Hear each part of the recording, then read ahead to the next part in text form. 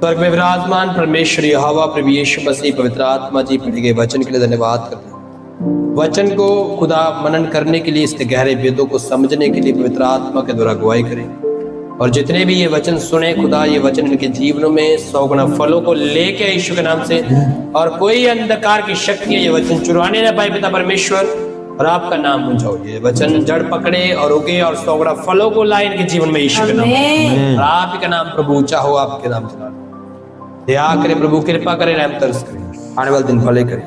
प्रार्थना प्रभु यीशु मसीह के सामर्थी और पवित्र नाम से मांगते हैं, आमीन। Hallelujah, hallelujah, hallelujah. तो धन्यवाद करके अपनी जगह पे बैठ जाएं। यदि तू बुद्धिमान हो तो बुद्धि का फल तू ही भोगेगा, और यदि तू ठट्ठा करे तो दंड केवल तू ही भोगेगा। Hallelujah, hallelujah, hallelujah. हालेलुया। तो पहली और साफ बात, आज का जो हम सुसमाचार सुनने जा रहे हैं, उसका जो स्टार्टिंग पॉइंट ये है कि परमेश्वर ये हमें सुचेत करता है, परमेश्वर हमें ये चेताता है, हमें ये समझाता है, हमें ये बताता है, उसका वचन हमें ये सावधान करता है। यदि तू बुद्धिमान हो तो बुद्धि का फल तू ही भोगेगा। Hallelujah, hallelujah. यदि तू क्या हो? बुद्धिमान हो तो बुद्धि का फल तू ही भोगेगा, तू ही भोगेगा, कोई और नहीं। अगर तू बुद्धिमान है तो बुद्धि का फल भी तुझे मिलेगा, तू ही भोगेगा। लेकिन यदि तू ठट्ठा करे तो दंड केवल तू ही भोगेगा। अब आपने देखना है कि आपने बुद्धिमान बनना है कि ठट्ठा करने वाला बनना है। हालेलुया। क्योंकि आप जो कुछ करोगे उसका फल आप ही को आएगा। आप चाहे बुद्धिमान नहीं करो, चाहे ठट्ठा करो, फल आपके पास आएगा। ठट्ठे का फल भी आपको भोगना पड़ेगा और बुद्धिमानी का फल भी आप ही के पास आएगा। Hallelujah, hallelujah. कई बार हम दूसरों के कहने के अनुसार कामों को करते रहते हैं, लेकिन हमें नहीं पता कि जो कुछ हम कर रहे हैं, चाहे हम दूसरे के कहने पे कर रहे हैं, हालेलुया, लेकिन उसका जो फल है वो दूसरा नहीं, हम ही भोगेंगे। इंसान की ये बड़ी फिक्रत है, शुरू से ये इंसान की ये समस्या है कि वो दूसरे पे दोष लगाता है हमेशा। आप किसी भी बात को लेके लगा लो या किसी भी चीज को लेके लगा लो। Hallelujah, hallelujah. तो परमेश्वर हमें ये कह रहा है कि अगर तुम बुद्धिमानी करो तो बुद्धि का फल भी तुम ही भोगोगे, अगर तुम ठट्ठा करो तो ठट्ठे का फल भी तुम्हें मिलेगा। हालेलुया। जो उसका दंड बनता है वो तुम्हारे जीवन में देखने को मिलेगा। तो हमें आदत है इंसानों को शुरू से दोष लगाने की। आप आदम हवा से ये बात को देख सकते हो। परमेश्वर ने जो आज्ञा दी थी वो किसे दी थी? हैं?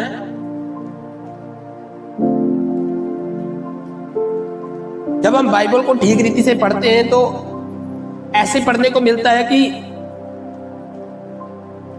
जब परमेश्वर आज्ञा दे रहा था तो तब हवा नहीं थी वहां पे। ऐसे जान पड़ता है कि आदम अकेले था वहां पे तब, क्योंकि आदम को अकेले बनाया था पहले। हालेलुया। ऐसा तो है नहीं कि अभी आदम बनाया और साथ के साथ हवा बना दी, ऐसा नहीं था। साथ के साथ हवा को तैयार नहीं किया गया। आदम बनाने के बाद कुछ समय बीता और जब परमेश्वर ने देखा कि आदम का अकेले रहना ठीक नहीं है, तब हवा को बनाया। हालेलुया। तो इसका मतलब आदम पहले भी अदन की वाटिका में रह रहा था और आदम पहले भी वहां पे फल खा रहा था। तो आदम को ही पहले ये बोला गया था कि तूने वो जो बीच में वृक्ष है उसका फल नहीं खाना। और उसके बाद जब हवा को बनाया गया तो आदम ने हवा को कहा होगा, परमेश्वर ने भी फिर उसको कहा होगा कि वो बीच वाला वृक्ष जो है वो हमें फल नहीं खाना है। आदम ने भी हवा को कहा होगा और परमेश्वर ने भी हवा को कहा होगा। हालेलुया। जैसे आज हम अपने बच्चों को आज्ञाएं देते हैं, समझाते हैं, ये रॉड है भाई, पानी गर्म के लिए लगाया, इसमें हाथ नहीं डालना था। हम ही सिखाते हैं ना, हमको किसने सिखाया? हमारे माँ बाप। हालेलुया। तो ऐसे ही हवा को भी आगे सिखाया गया। लेकिन जब देखते हैं कि फल खा लिया गया, जब फल खा लिया गया तो जब परमेश्वर ने पूछा, अब जिम्मेदार कौन था वहां पे? आदम। पहले किसको तैयार किया गया था? आदम को।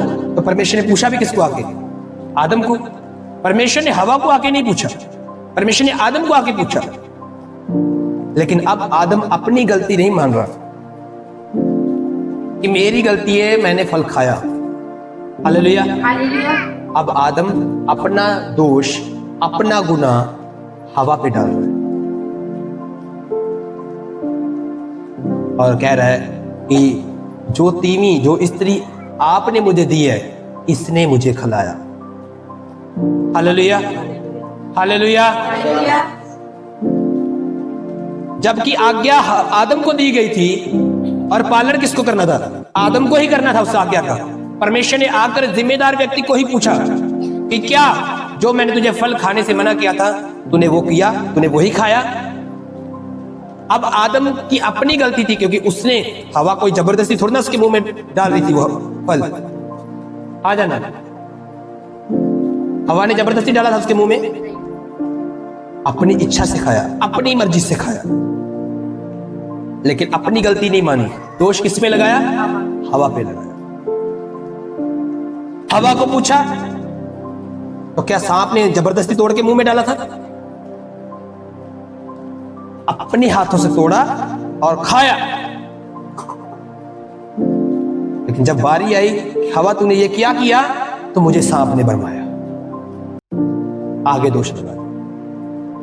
हालेलुया। और अब सांप के आगे कोई उठा नहीं, सांप किस पे दोष लगाता?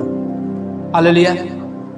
तो इंसान की ये फितरत है शुरू से आगे क्या लगाना? दोष लगाते रहना। अपनी मिस्टेक को, अपनी गलती को समझना नहीं है कि मेरी गलती है, मेरी मिस्टेक है, लेकिन आगे के आगे उस पर क्या लगाना? दोष लगाना। आज भी देखो, ठट्ठा चार लोग कर रहे हैं तो तुम जाकर बीच में ठट्ठा कर रहे हो, उसके ठट्ठे के बीच में शामिल बन रहे हो, है ना? कल को वो बात जब सामने आ जाए, है ना, तो तब हम क्या कहते हैं? नहीं जी, मैं तो वैसे ही खड़ा सी बीच, मैं तो वैसे ही खड़ा सी, वो तो वही लोग कर रहे थे बातें। परमेश्वर का वचन कहता है ऐसा कहने से काम चलेगा नहीं, क्योंकि ठट्ठा करने वाला, जब तू ठट्ठा करेगा तो उसका दंड तुम्हें ही मिलेगा। तुम अब कहो, क्या आदम ने कहा कि हवा ने मुझे खिलाया, तो क्या आदम को इसके बदले फिर दंड नहीं मिला है? आदम को फिर परमेश्वर कहा, अच्छा आदम तूने नहीं खाया, हवा ने खिलाया, तो कोई बात नहीं, तुझे दंड नहीं देते। ऐसा हुआ? इसका मतलब अगर तूने दोष लगा दिया तो इसका मतलब ये नहीं है कि तू बच जाएगा। हालेलुया। क्योंकि तूने किया तो तुझे उसका दंड भी भोगना पड़ेगा।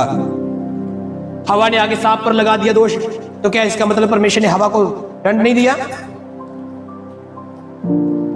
क्योंकि तूने खाया, तूने तोड़ा, खाया, इसलिए इसका दंड तुझे मिलेगा। सांप ने भरमाया, उसका दंड उसे मिला। हालेलुया। चाहे आदम ने हवा पे दोष लगा दिया और हवा ने सांप पर दोष लगा दिया, लेकिन दंड तीनों को मिला। आपके दूसरे पर दोष लगाने से आप बरी नहीं हो जाते हो। ये मत भूल जाओ कि आप फ्री हो गए, आपने दूसरे पे दोष लगा दिया, चलो जी इसने किया जी, इसने करवाया जी, तो आप फ्री हो गए। नहीं, परमेश्वर का वचन ये कह रहा है कि बुद्धिमान अपनी बुद्धि वाले कामों के द्वारा उसका फल भोगेगा, और जो ठट्ठा करेगा वह उसका दंड भोगेगा। हालेलुया। अब आपको बुद्धिमानी दिखानी है, दोष लगाने से कुछ नहीं होता। दोष लगाने से आप फ्री नहीं हो जाते, आप बरी नहीं हो जाते, आपका दंड आप ही के सर पर आएगा। हालेलुया। अरे बोलो हालेलुया। इसलिए दोष लगाना छोड़कर अपनी गलतियों को पहचानना सीखो और अपने आप को सुधारो, अपने आप को बदलो, अपने आप को चेंज करो। मुझे बुद्धिमानी दिखानी है, मुझे ठट्ठे वाले काम नहीं करने, मुझे मजाकिया काम नहीं करने, मुझे बुद्धिमानी वाले काम करने हैं। हालेलुया। आप प्रकाशित वाक्य देखो, कह रहा मैंने उसको मन फिराने के लिए अवसर दिया, पर वह अपने व्यभिचार से मन फिराना नहीं चाहता। हालेलुया। परमेश्वर हमें मन फिराने का अवसर देता है, हर किसी को देता है। ये नहीं है कि आपसे गलती गुनाह हो गया तो परमेश्वर आपको मन फिराने का अवसर नहीं देगा। नो नो नो नो, तूने गलती किया तो किया कैसे? नहीं, ऐसी बात नहीं है। परमेश्वर सबसे प्रेम करता है। हालेलुया। परमेश्वर अति दयालु परमेश्वर है, अति कृपालु परमेश्वर है, वो महान ईश्वर है। और उसने हम इंसानों को बचने के लिए, हम इंसानों को छूटने के लिए, हम इंसानों को नरक की आग से बचने के लिए परमेश्वर ने अपने पुत्र यीशु मसीह को भेज दिया। हालेलुया। और हजारों हजारों सालों का समय बीच में दे दिया। ऐसा भी नहीं हुआ कि आज यीशु मसीह ने अपने प्राण दिए और कल प्रभु यीशु मसीह परमेश्वर ने कहा चलो न्याय करते हैं। परमेश्वर ने हजारों साल दिए हमें बीच में। यीशु मसीह को इस पृथ्वी से गए हुए लमसम 2000 साल, 1980 के लमसम साल हो चुके। हालेलुया। इतने साल हो चुके हैं यीशु मसीह को गए हुए, लेकिन अभी तक यीशु मसीह की दोबारा क्या नहीं हुई, आगमन नहीं हुआ। अभी तक यीशु मसीह दोबारा हमें लेने के लिए नहीं आए। क्यों? यीशु मसीह के वचन में लिखा, परमेश्वर के वचन में लिखा कि कुछ लोगों को लगता है कि बड़ा समय हो गया। क्या हो गया? बड़ा समय हो गया।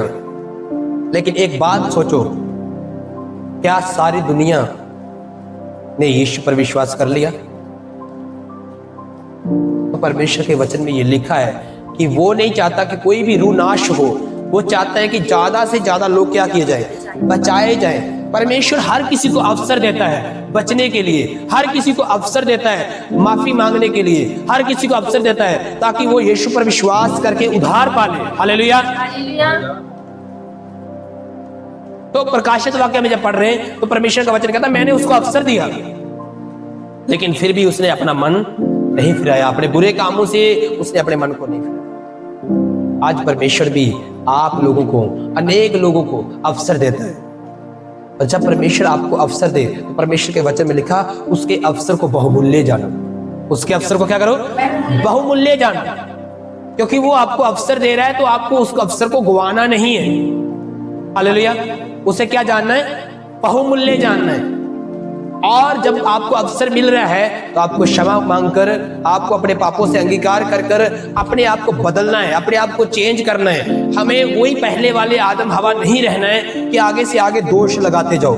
दोष लगाना छोड़कर हमें अपनी गलतियों को पहचानने की जरूरत है, हमें अपने आप को सही करने की जरूरत है। Hallelujah, hallelujah. जिस दिन आप ये करने लग जाओगे, आप अपने आप को बदलना शुरू कर दोगे, आप अपने आप को सुधारना शुरू कर दोगे। आप दूसरों पर दोष लगाना छोड़कर अपनी पत्नी, अपने पति, अपने बच्चों पर, अपने रिश्तेदारों पर, अपने सब किसी पर दोष लगाना छोड़कर आप अगर परमेश्वर की ओर ध्यान लगाकर अपनी गलतियों को पहचाना सीखोगे तो आपकी जिंदगी, आपकी लाइफ ऑटोमेटिकली देखना कितनी बढ़िया हो जाएगी। Hallelujah, hallelujah, hallelujah, hallelujah.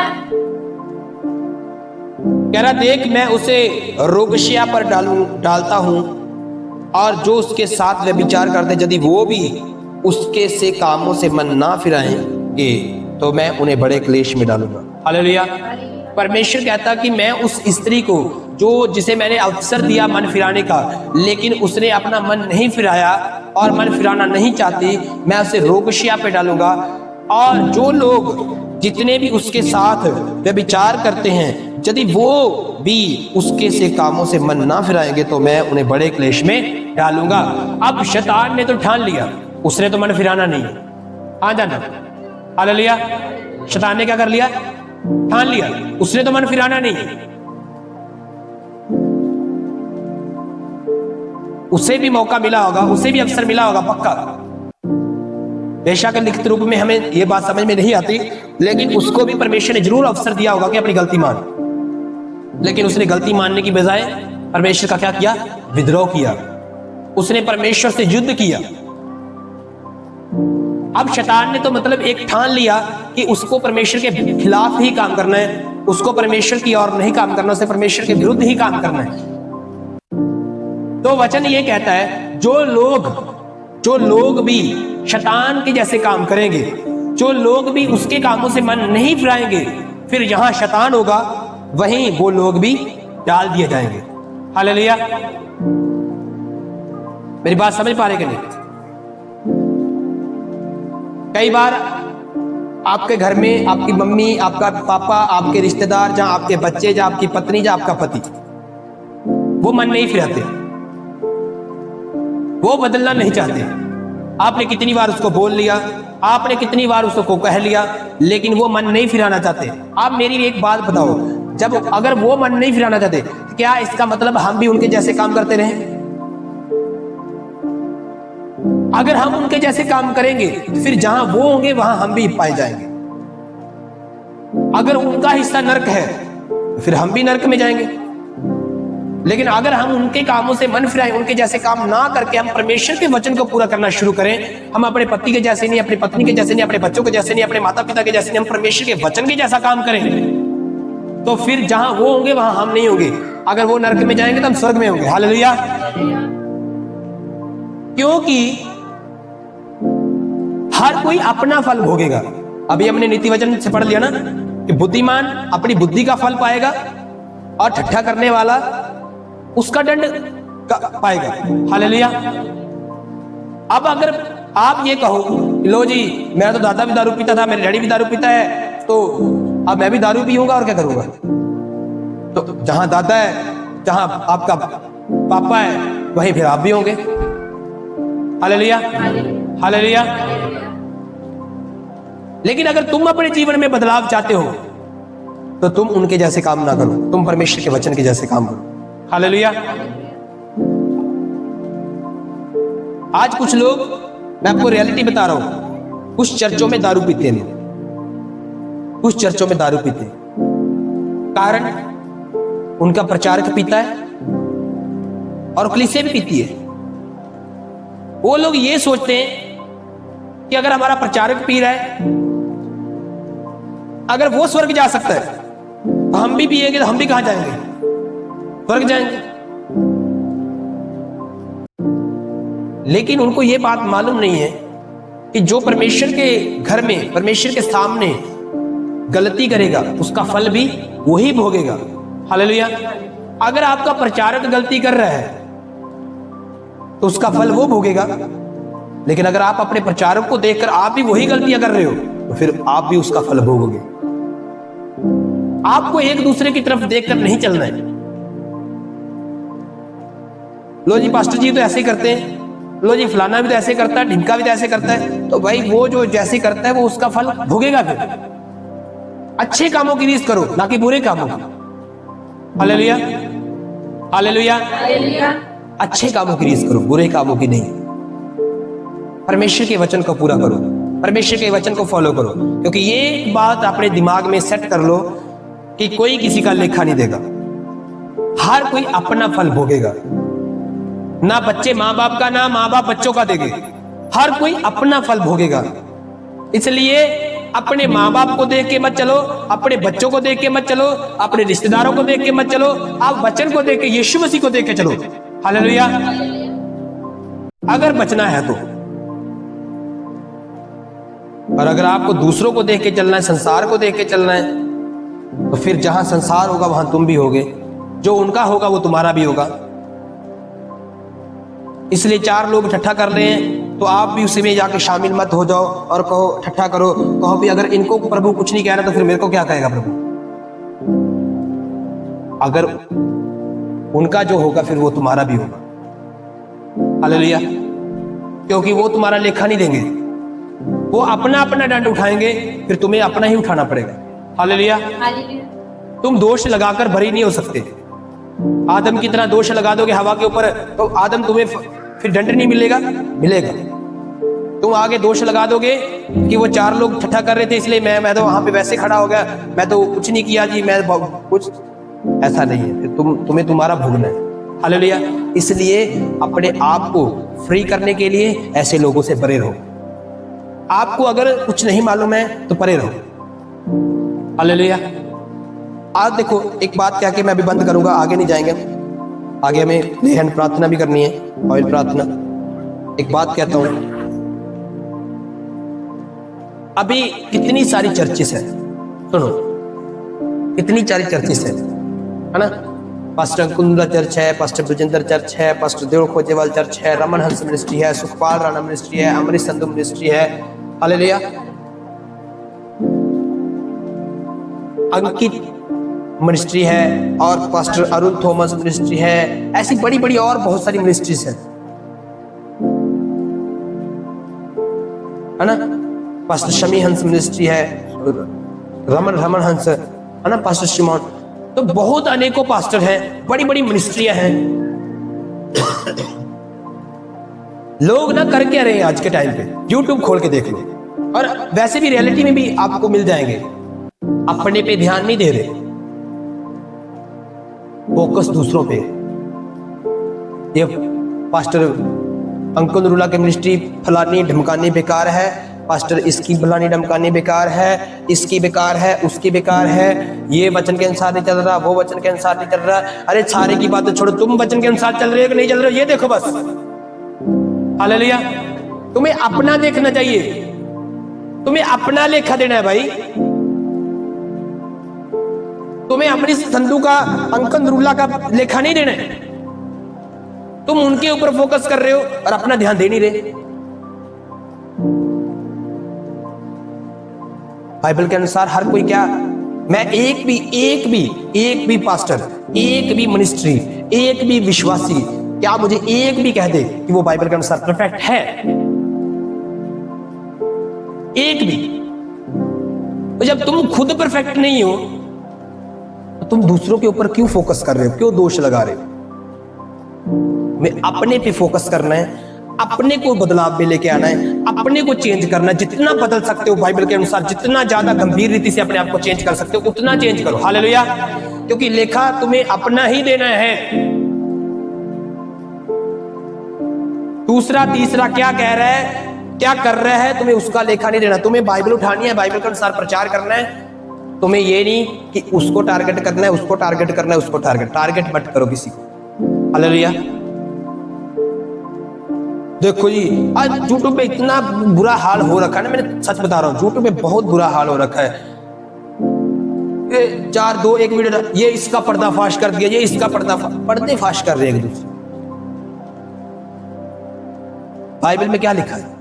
दोष लगाओगे तो तुम पे भी दोष लगाया जाएगा। वो पास्टर बिशप एमेनुअल करके नाम है, उनका एक लड़का है, वो लोग पास्टर बलजिंदर पे दोष लगाते जा रहे हैं। पास्टर बलजिंदर की टीम और पास्टर बलजिंदर, वो लोग इनके ऊपर दोष लगाते जा रहे हैं। ऐसे और भी बहुत सारे सेवक हैं जिनकी यूट्यूब पे आपको वीडियोस मिल जाएंगी। हालेलुया। दोष लगाओगे तो तुम पे भी दोष। तुम ये मत सोचो कि तुम दूसरे पे दोष लगाओगे तो तुम फ्री हो जाओगे। हालेलुया। इसलिए कौन क्या कर रहा है छोड़ दो, तुम क्या कर रहे हो उसे पकड़ो। हालेलुया। क्योंकि बुद्धिमान बुद्धि का फल भोगेगा और ठट्ठा करने वाला उसका दंड भोगेगा। आदम हवा पे दोष लगा के बच नहीं गया, हवा सांप पर दोष लगा के बच नहीं गई, दंड तीनों को मिला। इसलिए आप दूसरी तीसरी मिनिस्ट्री को, दूसरे तीसरे विश्वासी को दोष लगा के बच नहीं जाओगे।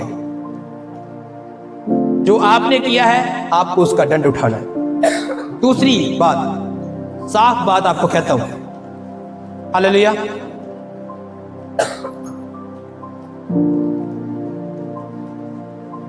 बाइबल में जब आप पढ़ते हैं ना, मैं आपको साफ बातें बता रहा हूं, बाइबल में जब हम पढ़ते हैं तो ऐसे सेवकों का भी लोग विरोध करते थे जो बिल्कुल परमेश्वर के वचन के अनुसार चलने वाले थे। ध्यान दो, ऐसे सेवकों का भी लोग क्या करते थे? विरोध करने वाले लोग नहीं, विरोध करने वाले दूसरे सेवक होते थे, धर्म ग्रंथी। कोई विरोध करते थे, आम लोग नहीं विरोध करते थे, धर्म ग्रंथी ही धर्म ग्रंथियों का विरोध करते थे। मैं सच बता रहा हूं, एक राजा के पास इजरायली राजा था, उसके पास यहूदियों के राजा को उसने बुलवा भेजा। और जब दोनों समधी बन गए, दोनों इकट्ठे हुए और दोनों ने फैसला किया मैं फलाने जगह पे जाके क्या करते, हमला करते हैं, युद्ध करते हैं एक देश के साथ। तो जो यहूदियों का राजा था वो अच्छा था परमेश्वर के वचन के अनुसार, जो इजराइल का राजा था वो थोड़ा बुरा था। तो यहूदियों का राजा उसका समधी बन चुका था, इसलिए उसने कहा ठीक है, जो तेरा दुश्मन है मेरा दुश्मन है। तो कहा ठीक है, हम हमला करेंगे, हम युद्ध करेंगे। तो लेकिन यहूदियों के राजा ने कहा कि नहीं, पहले हम नबियों से पूछ ले, हम सेवकों से पूछ ले कि वो हम परमेश्वर क्या कहता है उनके द्वारा। तो वहां पे काफी सारे नबी उसने इकट्ठे कर लिए इजराइल के राजा ने। तो वो सारे नबी क्या करने लगे, कहने लगे कि हाँ हाँ आप युद्ध करो, परमेश्वर तुम्हारे साथ है, परमेश्वर तुम्हारे साथ है। लेकिन यहूदियों के राजा को बात पे विश्वास सा नहीं हुआ, कहने लगा नहीं, कहने लगा नहीं कोई और नबी है। राजा कहता है एक नबी है, इजराइल का राजा कहता है एक नबी है, लेकिन उसको मैं बुलाना नहीं चाहता। कह रहा क्या, क्यों नहीं बुलाना चाहता उसको? कह रहा पता है वो जब भी आता ना हमेशा मेरे विरुद्ध में बात करता है, मेरी और की बात नहीं करता, मेरी चढ़ता की बात नहीं करता, हमेशा मेरे विरुद्ध बात करता है। इंसान को आज ना जो उसके विरुद्ध बात करता अच्छा नहीं लगता, जो उसकी तारीफें करे वो अच्छा लगता है, और ये हकीकत है, बाइबल में भी दर्ज है बहुत सारी बात। तो उसने कहा नहीं उसको भी बुलाओ। इजराइल के राजा ने सेवक भेजे, जाओ भाई उसको बुला के ले आओ। तो सेवक जब उसके घर पे गए तो कहा राजा ने तुझे बुलाया है सलाह लेने के लिए, तो ऐसे करना तू जाके बोलना राजा की जय हो, और राजा जा हमला कर, तू जीतेगा, युद्ध कर। वो कहने लगा यार मैं ऐसे कैसे बोल सकता हूँ, मैं तो यार जो परमेश्वर कहेगा वही बोलूंगा। कह रहे नहीं ऐसे ही बोलना, सब ऐसे बोल रहे हैं, तू भी ऐसे ही बोलना, सबके जैसे तू भी बोल। चलो ले गए उसको, वहां गए और उसने भी भाई अब इतना दबाव बनाया गया था उसके ऊपर, और जाके बोलता है कि राजा की जय हो, राजा जा सकता है, राजा युद्ध जीत के आएगा। इजराइल का राजा कहने लगा नहीं ऐसा कैसे हो सकता है, तू मेरी और की बात कर कैसे सकता है? कह रहा सच बोल। क्या बोला उसे? सच। उसने कहा ठीक है अगर तुझे सच सुनना है, सच ये है कि मैं बिना चरवाहे के भेड़ बकरियों को देखता हूं। यानी कि उसने कहा कि इजराइल इस युद्ध में अगर तू जाएगा, इजराइल के राजा को कहा इस युद्ध में अगर तू जाएगा तो तू मारा जाएगा और तेरी प्रजा अनाथ हो जाएगी। तो इजराइल के राजा ने यहूदियों के राजा को कहा कि देखा मैंने तुझे कहा था ना ये मेरे विरुद्ध ही बात करेगा। हम सच भी सुनना चाहते हैं लेकिन चुभता भी है, सच भी सुनना चाहते हैं और चुभता भी है। अब इजराइल के राजा को चुभ गया। इजराइल के राजा ने कहा कि ऐसे कैसे, मतलब इतने सारे नबी में ये बात कह रहे हैं और तू ये बात कह रहा है। और उसने कहा कि सुन मेरी बात राजा, परमेश्वर की ओर से ये निर्णय हुआ है कि तुझे भटकाया जाए, तुझे भरमाया जाए, ताकि तू इस युद्ध में जाए और वहां पे तेरी मृत्यु हो जाए। और कह रहा है एक आत्मा परमेश्वर के पास गई और उस आत्मा ने कहा कि इसको कौन भरमाएगा? उसने कहा मैं भरमाऊंगी। परमेश्वर ने कहा कैसे? उस आत्मा को पूछा कैसे? उसने कहा मैं इसके नबियों में बैठ जाऊंगी जाके, और इसके नबियों के मुंह से ही इसको वहां भेजूंगी और वहां पे इसको मरवा दूंगी। और आपको पता जब वो ये बात कर रहा था तो नबियों में से ही एक बड़ा नबी उठा और जा करके उस नबी के जो सच बात बता रहा था उसके थप्पड़ मार दिया और कहने लगा प्रभु का आत्मा मुझे छोड़कर तुझसे बातें करने का भाग गया। हालेलुया। विरोध करने वाले बाहर के नहीं है, विरोध करने वाले अपने ही हैं। तुम्हें नहीं पता कौन सच्चा और कौन झूठा है। अब जिस नबी ने थप्पड़ मारा सबको लग रहा होगा कि ये जो अकेला नबी खड़ा है ये झूठा है, ये तो बड़ा नबी है ना, इसने थप्पड़ मार दिया उसके जाके, ये बड़ा नबी है ना, ये सामने खड़ा ये छोटा नबी है, ये झूठ बोल रहा है, ये इधर जो ज्यादा नबी खड़े ये सच बोल रहे हैं। मुंह देखा नहीं, आज किसी को कुछ नहीं पता कौन सच्चा है कौन झूठा है, लेकिन वहीं यूट्यूब पे बैठ बैठ के न्याय कर रहे हैं एक दूसरे का। क्या कर रहे हैं? न्याय कर रहे हैं। मैं बाहर के लोगों को नहीं सिखा रहा हूं, मैं आपको कह रहा हूं आपको ऐसे काम नहीं करने, आपको अपने जीवन पे फोकस करना है, अपनी जिंदगी पे ध्यान देना है, अपने परमेश्वर के वचन को फॉलो करो, परमेश्वर के वचन को सुनो पढ़ो और वचन के अनुसार अपना जीवन व्यतीत करना सीखो। आपको नहीं कहना है ये मिनिस्ट्री फलानी माड़ी है, ये ढिंगी अच्छी नहीं है, ये वचन के अनुसार नहीं है, ये वचन से बाहर है। आपको उन चीजों के मतलब नहीं रखना है, आपको अपने जीवन से मतलब रखो कि आप सही हो के नहीं हो, क्योंकि फल अपना ही भोगोगे। आपने जो किया आपको उठाना पड़ेगा, जो दूसरा करेगा वो दूसरा उठाएगा। हालेलुया। और बाइबल कहती है कि वो जो आखिरी में नबी बुलाया गया था सच्चा वही था, सही वही था, जो पहले थे वो झूठ बोल रहे थे। और झूठ भी वो जानबूझ के नहीं बोल रहे थे, क्योंकि उनके अंदर एक आत्मा समा गई थी। हालेलुया। नहीं तो थे वो भी परमेश्वर के नबी, लेकिन एक आत्मा भरमाने के लिए उनके अंदर आके समा गई थी और वो उसके भरमावे में आए हुए थे। और अब वो अपनी इमेज को गंवाना नहीं चाहते थे, इसलिए जो सच्चा था उसको झूठा साबित करने के लिए उसके थप्पड़ मार दिया। क्योंकि लोग कहेंगे कि ये अकेला सच्चा है, इसका मतलब ये बाकी सारे झूठे बैठे थे, झूठ बोल रहे थे राजा को। तो अपने आप को सच्चा करने के लिए उसको थप्पड़ मार दिया। हालेलुया। और आज भी यही हो रहा है। हर पास्टर, हर मिनिस्ट्री अपने आप को सिद्ध करने के लिए, अपने आप को सच्चा करने के लिए दूसरे पे दोष लगा रही है। इंसान यही कर रहा है, अपने आप को सच्चा करने के लिए दूसरे पे दोष लगा रहा है। लेकिन मैं आपसे विनती करता हूं, आपका पास्टर होने के नाते आप इन चीजों से बाहर हो, अपनी गलतियों पे ध्यान देना शुरू करो, दूसरों की दोष मत लगाओ, दूसरों पे मत ध्यान। हालेलुया। प्रभु आपको इस वचन के द्वारा ब्लेस करे, आशीषित करे। आपको मन फिराने का जब परमेश्वर अवसर दे रहा है तो मन फिराओ। और जो लोग ठट्ठा कर रहे हैं, जो लोग बुरे काम कर रहे हैं, उनके जैसे मत करो, उनके पीछे मत जाओ, क्योंकि लेखा अपना अपना है। दोष लगाने से आप बरी नहीं हो जाओगे, दंड आपको भी भोगना पड़ेगा। हालेलुया। प्रभु आपको ब्लेस करे। धन्यवाद। परमेश्वर